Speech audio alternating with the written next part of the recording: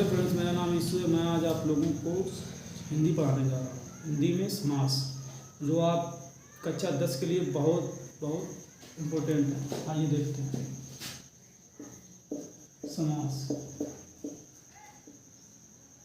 समास समास शब्द का अर्थ होता है, समास शब्द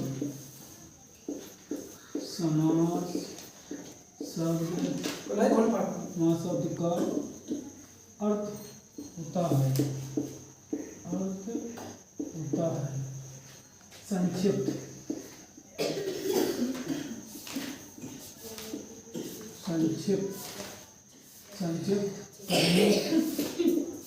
करने की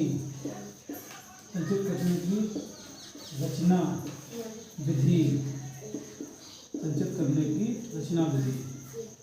आप समास कहते किसे हैं? जब दो या दो से अधिक शब्दों को मिलाकर एक शब्द बना लिया जाता है, उसे हम समास कहते हैं। जब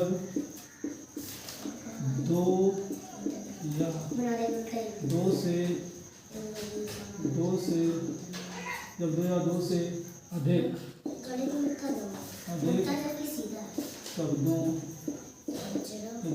अधिक शब्दों को मिलाकर एक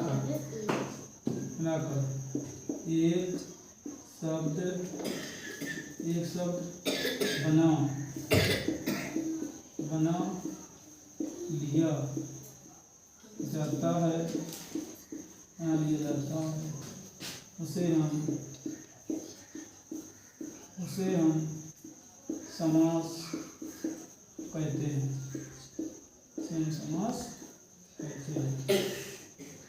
समास हाई स्कूल में 5 या 6 टाइप के पूछे जाते हैं।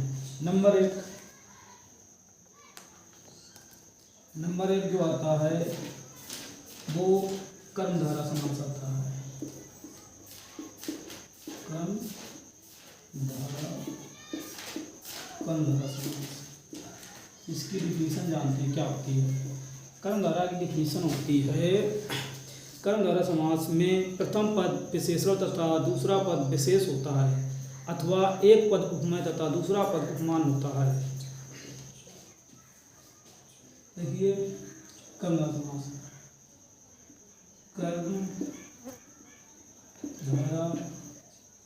कर्मधारा समास का प्रथम पद विशेषण तथा दूसरा पद विशेष होता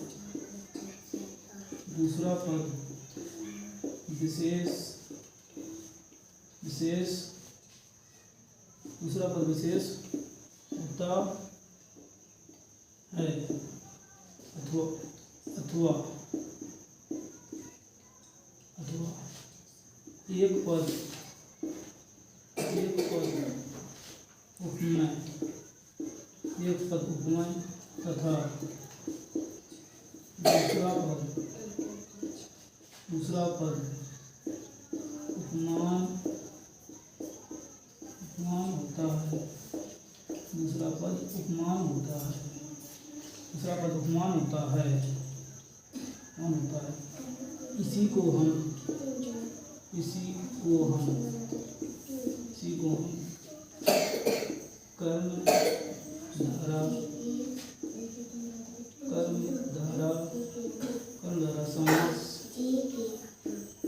कर्मधारा समास कहते हैं। आप लोग नोट कर लीजिए।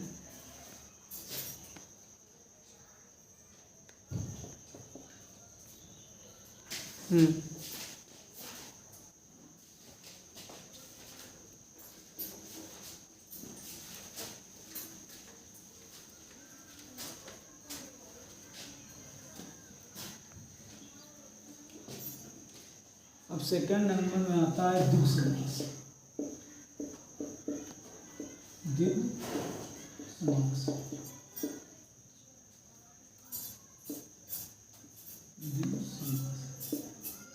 द्विगु समास की डिफिनीशन क्या होती है?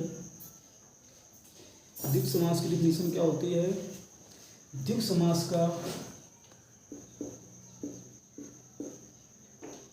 द्विगु समास का द्विगु समास का प्रथम पद उत्तर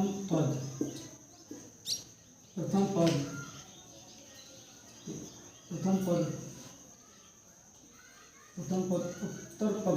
होता है। प्रथम पद उत्तर पद होता है। प्रथम पद उत्तर पद होता तथा पूर्व पद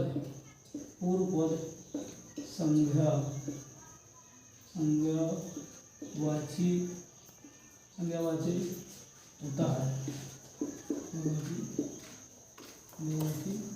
होता है। इसे हम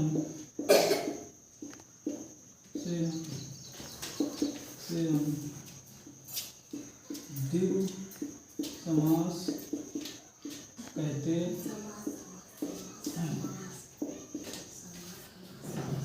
इसके बाद आता है द्वंद्व समास।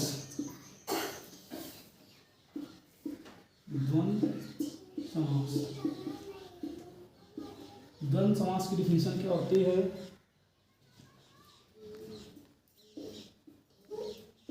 द्वंद्व समास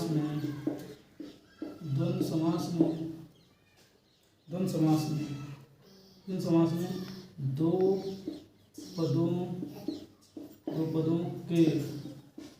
दो पदों के बीच में और छिपा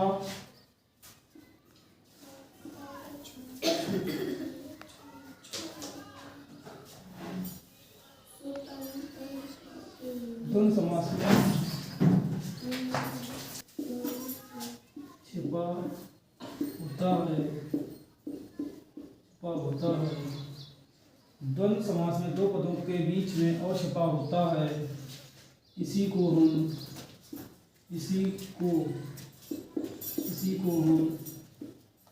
द्वंद्व समास कहते हैं। इसी को हम द्वंद्व समास कहते हैं। स्क्रीनशॉट ले लीजिए आप लोग।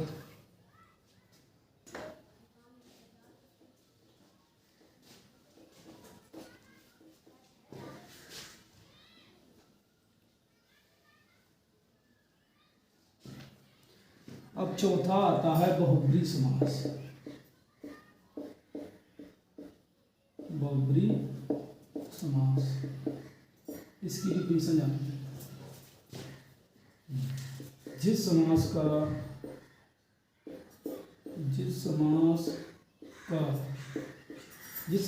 का न प्रथम पद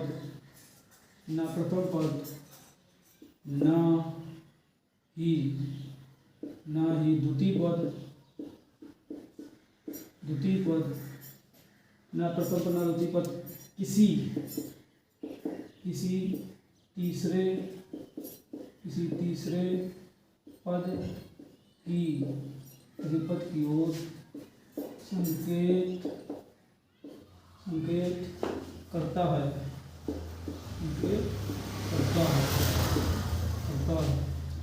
उसे हम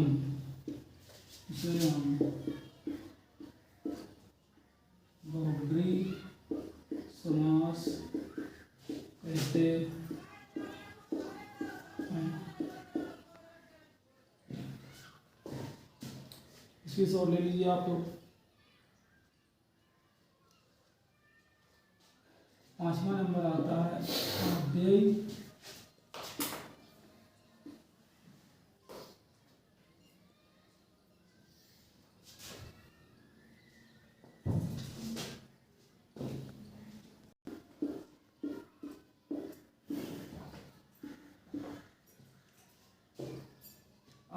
आपका अव्ययी समास।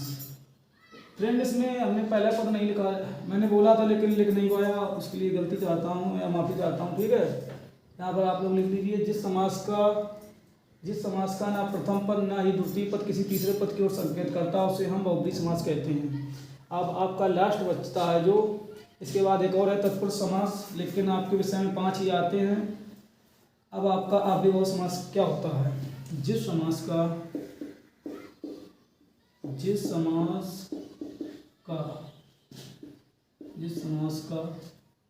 प्रथम पद अव्यय होता है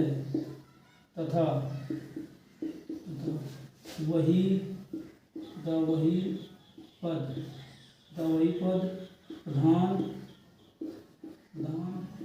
होता है। जिस समास का प्रथम पद अव्यय तथा वही पद प्रधान होता है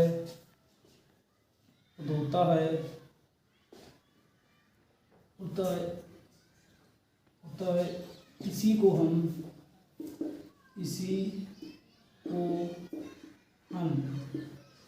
अव्ययभाव समास कहते हैं। आप लोग इसकी शॉर्ट ले लीजिए। आपको इसके उदाहरण और इसकी पहचानने की शॉर्ट ट्रिक भी बताऊंगा, कैसे पहचाने ये तत्पुरुष ये बहुब्री समास है या अव्ययभाव समास है या द्वंद्व समास है। नोट हो गया या स्क्रीनशॉट ले लीजिए आप लोग।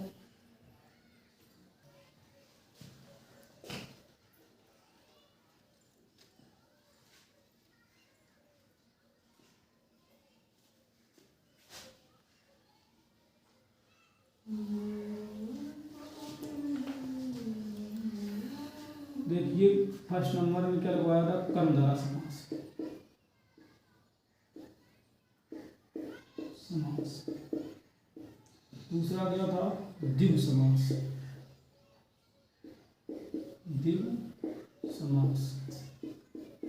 तीसरा नंबर में क्या था? द्वंद्व समास। नंबर चौथा क्या था? बहुब्री समास।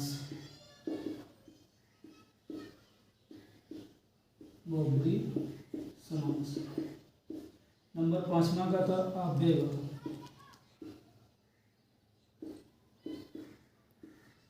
समास। अब इसकी हम आप लोगों को शॉर्ट ट्रिक बता रहे हैं। शॉर्ट ट्रिक वो भी कहेगी पहचानने की। कैसे समझेंगे ये कर्मधारय समास है, कैसे समझेंगे कि द्विगु समास है, कैसे समझेंगे ये द्वंद्व समास है, कैसे समझेंगे बहुब्री समास है, कैसे समझेंगे अव्ययभाव समास है। आप एक बार इसको नोट करिए, फिर इसकी मैं शॉर्ट ट्रिक बताता हूँ। जो कर्मधारय में जो आता है वो है और जो आता है। द्विगु समास में जो होता है इसमें का समूह भी मिल सकता है और का समूह भी इसमें मिल सकता है, का समूह। और द्वंद्व समास में हमें दो पदों के बीच में और छिपा मिलेगा। क्या मिलेगा? और। बहुब्री समास में हमें अर्थात मिलेगा। ठीक है, क्या मिलेगा? अर्थात। बहुब्री समास में हमें क्या मिलेगा? के से तक। ठीक है। और एक ही कर्मधारय समास में मैंने लिखवाया था उपमा तथा उपमान। जब मैंने लिखवाया था कर्मधारय समास की परिभाषा क्या बताई थी? प्रथम पद विशेषण तथा दूसरा पद विशेष होता है अथवा एक पद उपमा तथा दूसरा पद उपमान होता है। तो उपमान के लिए यहाँ पर के समान आता है, के समान। ठीक है, ये पहचानने की आप लोगों की शॉर्ट ट्रिकें हैं। अब एक बार नोट करिए इनको या स्क्रीनशॉट ले लीजिए आप लोग। अरे फ्रेंड देखिए, मैं आप लोगों को समास से संबंधित मैंने आप लोगों को उदाहरण बताना है। ठीक है। नंबर 1 इधर देखिए, नील गगन। नीला है जो गगन अर्थात कर्मधारय समास। मैंने कहा था जहाँ है जो मिलेगा वहाँ क्या कौन सा समास होगा? कर्मधारय समास होगा। जैसे नील कमल, नीला है जो कमल, कौन सा समास? कंधर समास। देखो है जो मिल रहा है कि नहीं मिल रहा, मैंने शॉर्ट ट्रिक में क्या लगवाया था, जिसमें है जो मिले वहाँ कौन सा समास होता है? कंधर समास होता है। श्वेत कमल, सोने का है जो कमल, कंधर समास। पीत्र वसंत, पीला है जो वसंत, कंधर समास। चौराहा, चार राहों का समूह, देखो मैंने समूह लिखवाया था, यहाँ पर कौन सा समास होगा? द्विगु समास है। नवरत्न, नौ रत्नों का समूह, कौन सा समास? द्विगु समास। मैंने समूह में कहा तक का समूह मिलेगा तो वहाँ द्विगु समास होगा। सप्ताह, 7 दिनों का समूह, मिल रहा है समूह, कौन सा समास? द्विगु समास। चारपाई, 4 पायों का समूह, द्विगु समास।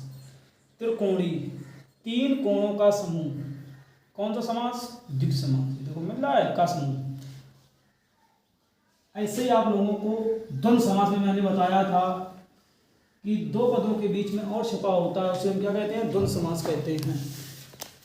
जैसे पाप और पुण्य, ये देश बोलते हैं, क्या बोलते हैं? देश। तो पाप और पुण्य, मैंने क्या कहा था? दो पदों के बीच में और छिपा होता है, उसे हम क्या कहते हैं? द्वंद्व समास कहते हैं। कौन सा समास होगा? द्वंद्व। आना और जाना, आना और जाना, और लग गया कौन सा समास हो गया? द्वंद्व समास।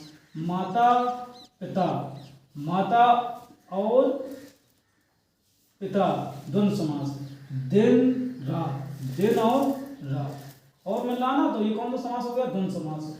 विषधर, विष को धारण करने वाला, अर्थात विष्णु भी या शंकर भी, ठीक है, शंकर होता है, ठीक है, सॉरी यहाँ क्या होगा? विष को धारण करने वाला शंकर, कौन सा समास होगा? बहुब्रीहि समास। गंगा को धारण करने वाला, गंगा को धारण करने वाला अर्थात शंकर, कौन सा समास? बहुब्रीहि समास। पवन पुत्र, पवन के पुत्र अर्थात हनुमान, कौन सा समास? बहुब्रीहि समास। यथोशक्ति, शक्ति के अनुसार, मैंने कहा था के है जो मिलेगा वो कौन सा समास होगा? अव्ययभाव समास होगा, ठीक है। आजन्म, जन्म से लेकर, जन्म से मैंने कहा था के से तक मिले तो वहां कौन सा समास होगा? अव्ययभाव समास। यथोचित, चिंता के अनुसार, कौन सा समास? अव्ययभाव समास। हर साल आने वाले जो महत्वपूर्ण थे समास के उदाहरण वो मैंने लिखवा दिए हैं। एक जब बहुत ही डीपली क्वेश्चन बनेगा तो एक आध क्वेश्चन बाहर जा सकता, नहीं तो इसी से भी मिले, इसी से सारे क्वेश्चन मिलेंगे आपको समास के, ठीक है। जय हिंद।